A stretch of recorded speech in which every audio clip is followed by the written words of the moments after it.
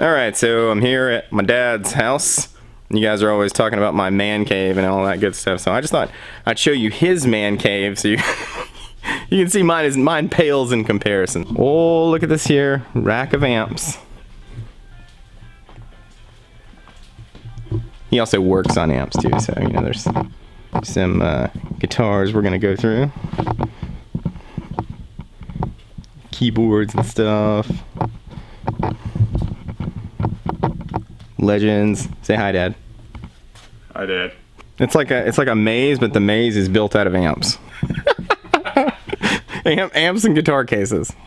Just as far as the eye can see.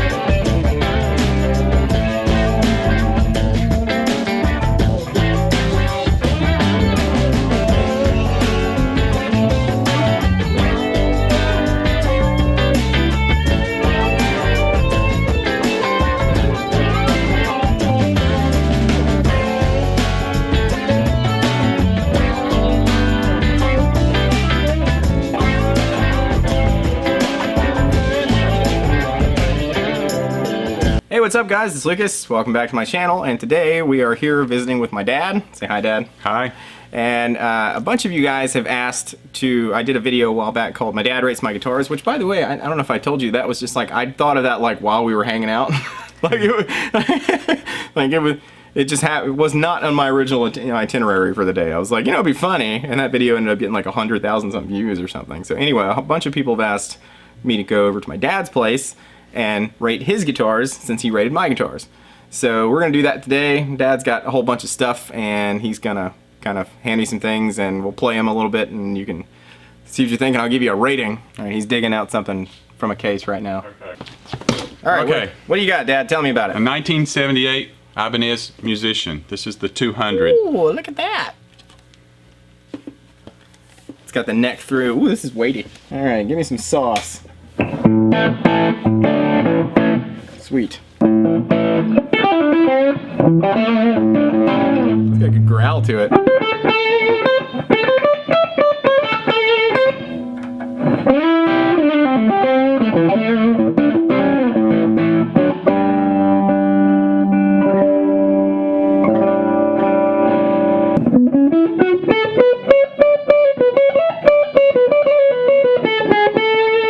Yeah, every time I play anything in the major pentatonic, I think of the almond.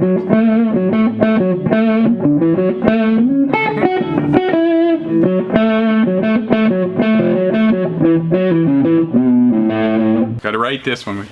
Okay, I like Japanese guitars a lot, just overall.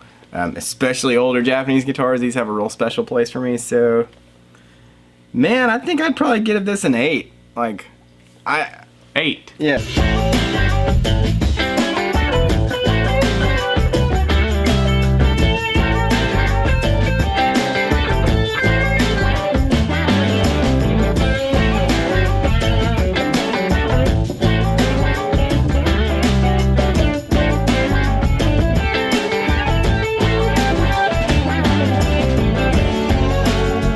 So what is this, Dad? Tell me about it. This is the Eastwood Messenger. Messenger goes back to Mark Farner and Grand Funk. So it was that weird guitar that I saw he plays on the first 3 or 4 tours. Yeah, at least all the way up until like E-Pluribus. I don't disagree. It's really kind of ugly, but look at the reach on the guitar. Oh, yeah. Only the SG I've seen that has that kind of reach. I mean, yeah, that's 22 right there, or 20, Right. however many. So this is in that style of the Messenger. It's not exactly like his.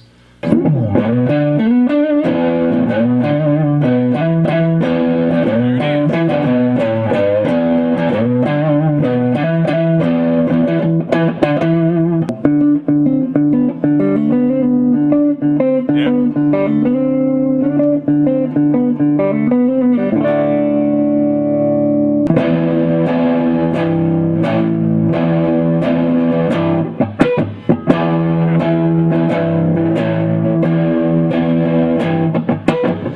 I'm torn on this one because the inner Grand Funk nerd in me wants to give this an absolute 10 out of 10 because it just looks and sounds like Mark Farner. But like from an objective standpoint, it's not an attractive guitar. I agree. So I'm gonna give it a 7.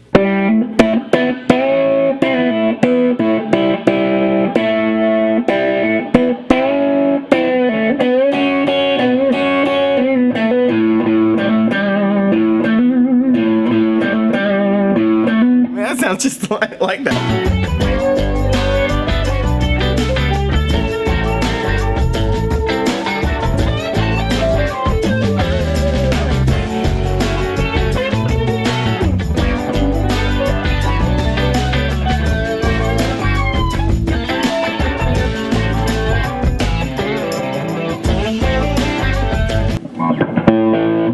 Oh, there's the sound, man. I don't know whether it's in tune. You might have to check it. I'm gonna tune this. Tell them all about this guitar, Dad. This is a Gibson, even though it's in the vein of a Les Paul standard, because it's got a rosewood fingerboard and it's just got the binding on the front side of it. Trapezoid. They actually branded it as a Les Paul Custom, so you'll see a Les Paul Custom up in the neck adjustment plate. And it was made in the custom shop. You can see on the back side of it. Let me get that in the shot. And as you probably noticed, it's got an Explorer headstock. Which is funky. Yeah, so they put an Explorer headstock on it. Otherwise, it seems like a classic standard with a nice flame top. Kind of honey burst. Honey burst. What year is this? Like 80? I think it's an 85. I bought it in 86. And it's I think 85's in the serial number up there. If it's hard to, I think that's right, 85. Now I have a little bit of bias towards this because like I've been around this guitar my whole life and it's like a legend in my mind, you know. But I really like the neck profile on this one is really interesting because it's like real skinny down here. It is. And then it gets super fat by the 5th fret. So it's like it's meant to play open chords, like up here, and then when you start playing it like thickens up into full Les Paul. And it just, the tone of this guitar is just huge. You hear what that's doing to the amp, like Yeah.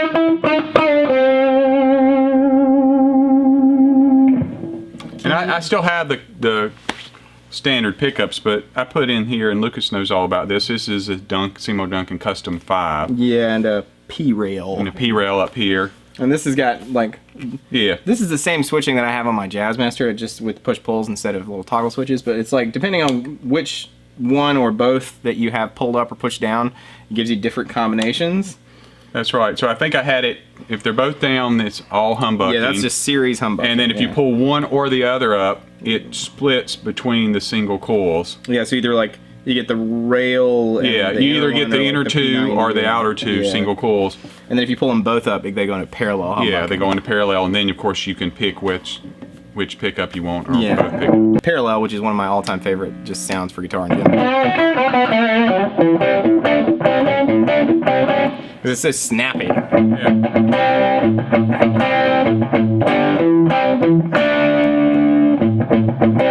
think it's real thick when you put it in a series. That's right. But yeah, I mean, this is a super, super cool guitar. It's heavy like a Les Paul should be, none of that chamber and crap. And it just like, this is done old school where the screws are just mounted like directly into the wood. Directly into the wood. Like, so there's no like bushing or anything, like it's just right into the wood. This guitar sounds great and it plays great. I give this a 10, like an absolute 10, any day of the week. This is a Mexican Telecaster. I think maybe, I don't know if I found it or Lucas found it. Lucas got it for me. I can't remember whether I located it, but I made a trade with the guy, basically. That's right. I gave him an amp and Lucas made the trade for I went and met the guy, that's Lucas right. took the amp and picked up the guitar. So this is just like classic Tele.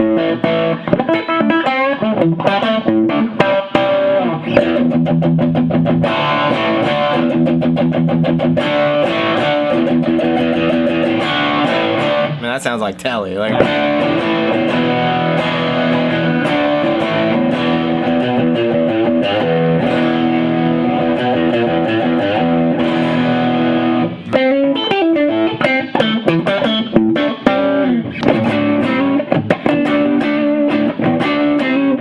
But if you want more, you hit the little push thingy, and now you got.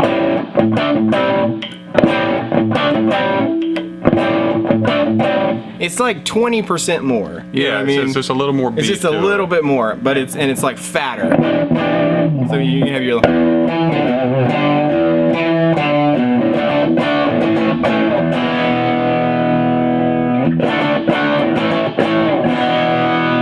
This guitar sounds fantastic. I think we'll give this a 9. 9. Yeah, this is a really. Just makes me want to do the.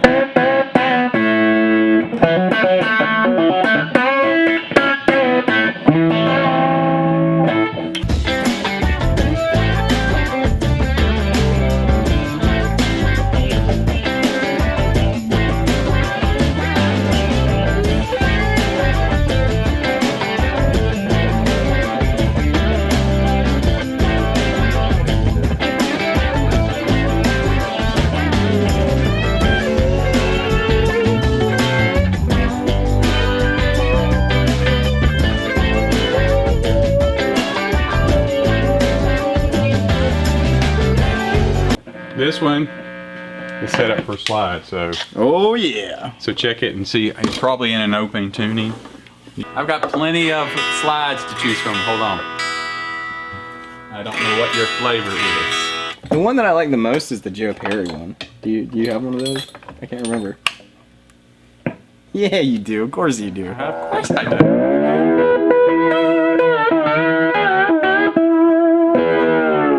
Oh man, that sounds good.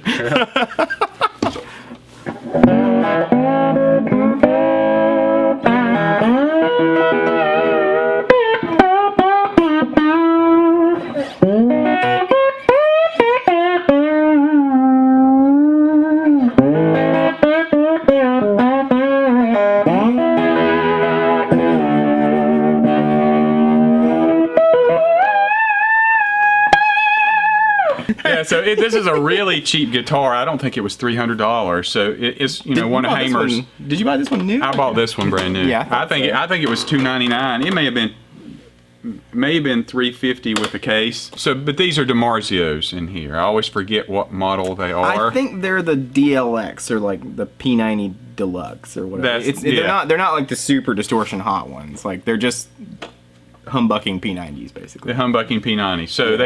So they had some pretty cheap standard single coil types in here. Yeah. So I put these in here, and so they're humbuckers. And then all I did was add, I always add the features to, I think I add them to the, no, I didn't add them to the I think it's on the volumes, yeah. Yeah, the volumes. Add them to the volumes so that you can switch it from humbucking to standard series humbucking to parallel. Yeah, so which is basically just like a thinner, brighter sound, but still hum canceling. So like this is the bridge, humbucking series.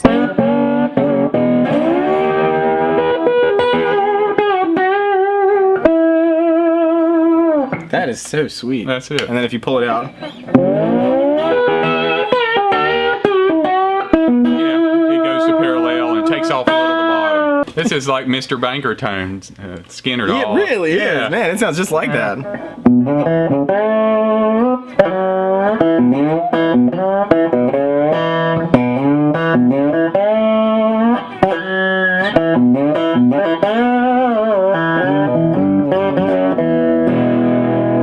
I already liked this guitar when you had it set up just to play like regular, but I think I like it even better for slide because it just sounds so good. I can't believe how good it sounds for slide. I'm gonna give this one a 9. 9, yeah. In the framework, it's set up for a slide guitar.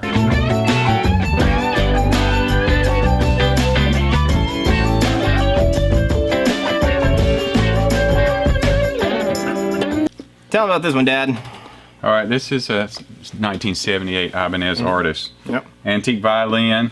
Beautiful. So they've done a reissue, but I believe maybe they're laminating the tops and stuff. Yeah, because I think they're putting like flame veneers. That's what I think, because I'm seeing them in the just a few $100 range. Because this looks like mahogany to me. Yeah, but if you'll notice, this one has switches, because this is the Artist AR300, I think it is. It's the 300. The fancy model. It used to let you flip and coil. It would have had like coil split and then series and like out of phase humbuckers or something. That's it. Yeah, that's something it. weird. That was the same thing you could get at the 300 model level Musician. Yeah. I'm thinking that I think that I flipped this to do it out of phase. He said you should do one that does.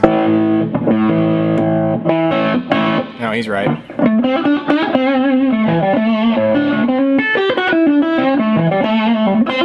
That's great. Yeah. You know what though? That's what it was. You put a coil tap on the. Right after you said we did, I was like, He remembers more about what I did on my guitars than I do. When we were doing that, we were just talking there. I was like, there's no way I would have told you to put a blues bucker in here without telling you to put a split on it, because that's one of the cool things. Is that when you split a blues bucker, it sounds like a Strat pickup. And this is why I collect so many guitars, because I forget what I did to them and I pull them out again, and it's like a brand new, exciting experience all over again. All over again. Which is basically, I just want to play.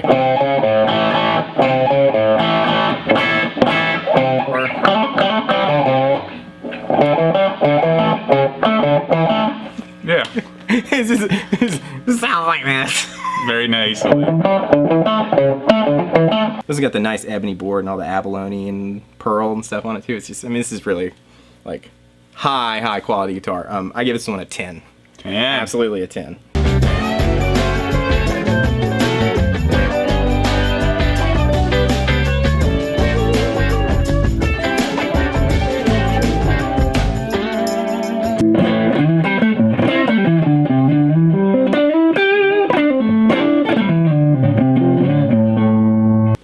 This would, I guess, might be considered the other one. Oh, I love this. This is great. Of course, people also think they're like, why do you put stickers on your guitars, Lucas? I'm like, because I want to. They're my guitars. I'm not crazy about the cream color myself, but I do like it when Strat bodies go for sale really cheap. Like, I'm pretty sure this is a Fender neck, I think. I was thinking it was a real Fender. Yeah, I think it's a Fender American Strat neck. And I think this might be like a Mexican Strat body. I think that's right. I built the guitar, and I think you did the wiring. But, yeah, I did the pickguard wiring of it. And then, but I'm a huge Andy Timmons fan, and Andy Timmons uses this Goto bridge. I forget which, VSVG or something, but it just stays in tune great. Like when you're doing the.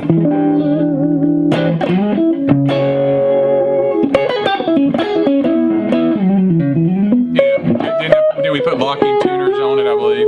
You sure did. Yeah, it's got locking tuners. So if you don't yank hard on it, if you're doing bluesy pulls and vibrato like Stevie, most of Stevie or that type of stuff, you can keep it in tune pretty well. It'll stay in tune.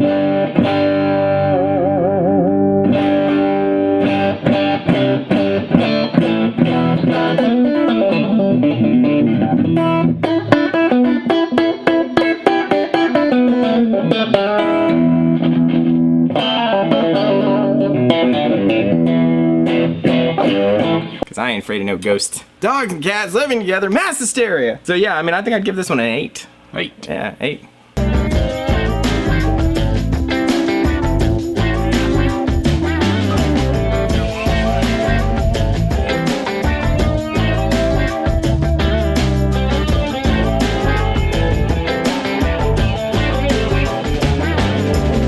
So this is a Carvin CT4? We think it's a CT4. Yeah, it's essentially California Carve Shop is what these are.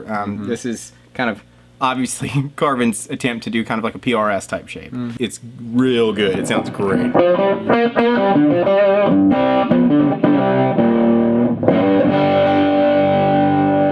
Ah, Great yeah. tone.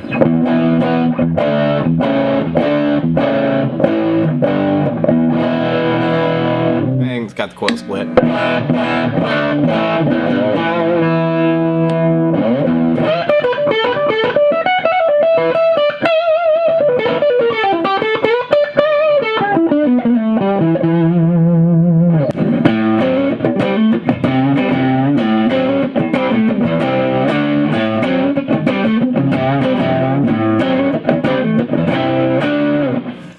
Killer. Fantastic. Absolutely a 10, no doubt.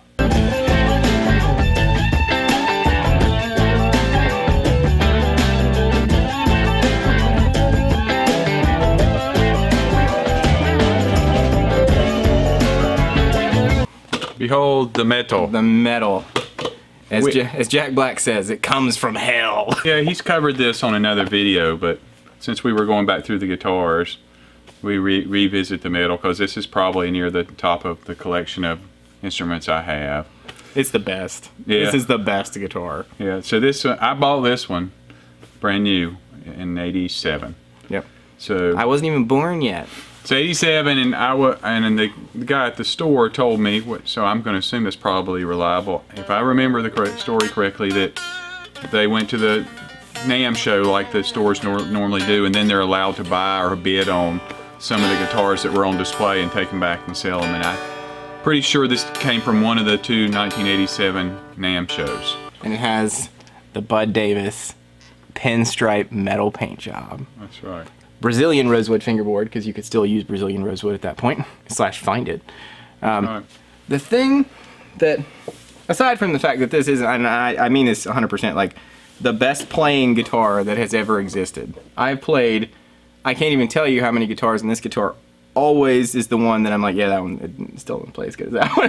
Like, there's just something about this guitar. But there's also like, you can tell Paul had his hands on this guitar. You know what I mean? Like, and when I say Paul, I mean like, there's a human touch about it. This doesn't feel CNC'd. This feels like every bit of this guitar was made with hand tools. I don't think it was. Probably there's some CNC kind of carving stuff involved. But it like, was in the first, 3 years of, of their production. Like 85, guitars. I think, is when he went to his first trade show. So, like... Yeah, so this, I feel this is made in the original plant. Oh, yeah. With a much smaller workforce. Yeah, I'll play this guitar for you, and then I'll continue to play this guitar forever because, like, once you start, you can't stop. It's just, like, the best guitar ever.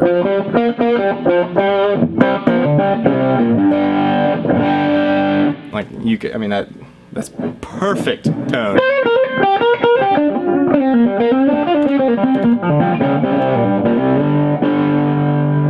let's play a little outro. I'll get another guitar and you play that. Before we do that, let me rate this.